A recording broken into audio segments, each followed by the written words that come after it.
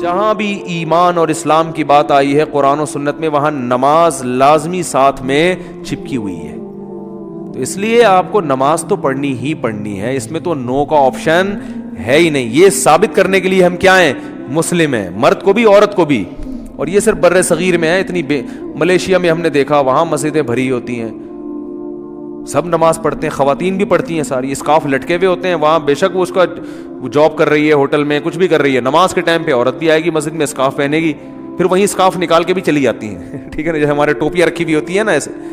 افغانستان میں سب نماز پڑھتے ہیں، سعودی عرب میں سب نماز پڑھتے ہیں، دبئی میں عرب کے کیسے کیسے عیاش ہیں، نماز کے ٹائم پہ سارے ایسے لگے گا جیسے ان سے بڑا نیک دنیا میں کوئی ہے ہی نہیں. بادشاہ نماز پڑھتے ہیں، وزیر نماز پڑھتے ہیں. ہمارے ہاں ایک بہت بڑی لعنت ہے کہ ہوگا مسلمان اور اپنے آپ کو مسلمان بھی کہتا ہے، نماز کے وقت میں غائب. تو اس لیے امام احمد ابن حنبل جو بہت بڑے مجتہد ہیں، ان کا یہ فتویٰ ہے کہ ایک نماز بھی جو جان بوجھ کر چھوڑ دے گا اسلام سے خارج ہو جائے گا.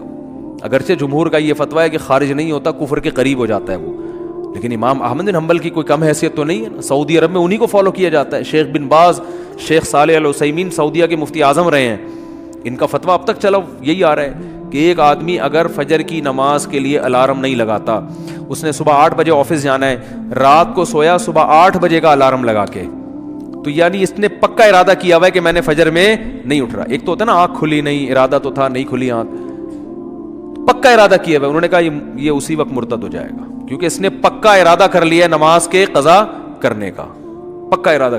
وہ یہاں تک ان کا فتویٰ ہے کہ مرتد ہو جائے گا اس کو اگر توبہ نہیں کرتا اور توبہ کا اعلان نہیں کرتا باقاعدہ، تو اس کو مسلمانوں کے قبرستان میں دفن کرنا بھی جائز بولو نہیں ہے، اس کا نکاح بھی ٹوٹ گیا.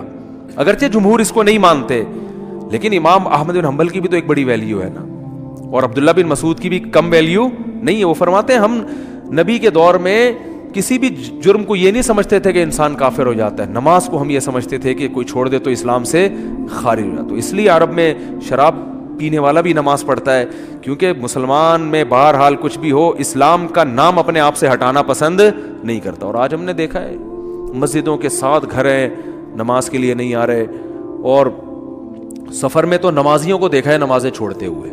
ذرا آج کل پیپر ہے تو جی چھوڑ دو نماز. بھائی پیپر میں نماز چھوڑنا کہاں سے جائز ہو گیا؟ جاب میں باس کی طرف سے اجازت نہیں ہے، اجازت نہیں ہے آپ چھپ کے نماز پڑھیں، آپ کہیں کرسیوں کے پیچھے چھپ جائیں، کہیں بھی کریں. میں تو یہاں تک میں نے لوگوں کو مشورہ دیا، بعض جو غیر مسلم کنٹریز میں لوگ وہ کر رہے ہیں نا، جاب کر رہے ہیں باس کی طرف سے بعض جگہوں میں، ورنہ وہاں پرمیشن ہوتی ہے، اجازت نہیں ہے، تو میں ان سے کہتا ہوں بھائی کہیں بھی چھپ کے چلے جاؤ، کچھ بھی کرو، اگر نہیں پرمیشن ملتی چھپ کے بھی نہیں پڑھ سکتے تو جاب چھوڑ دو بس.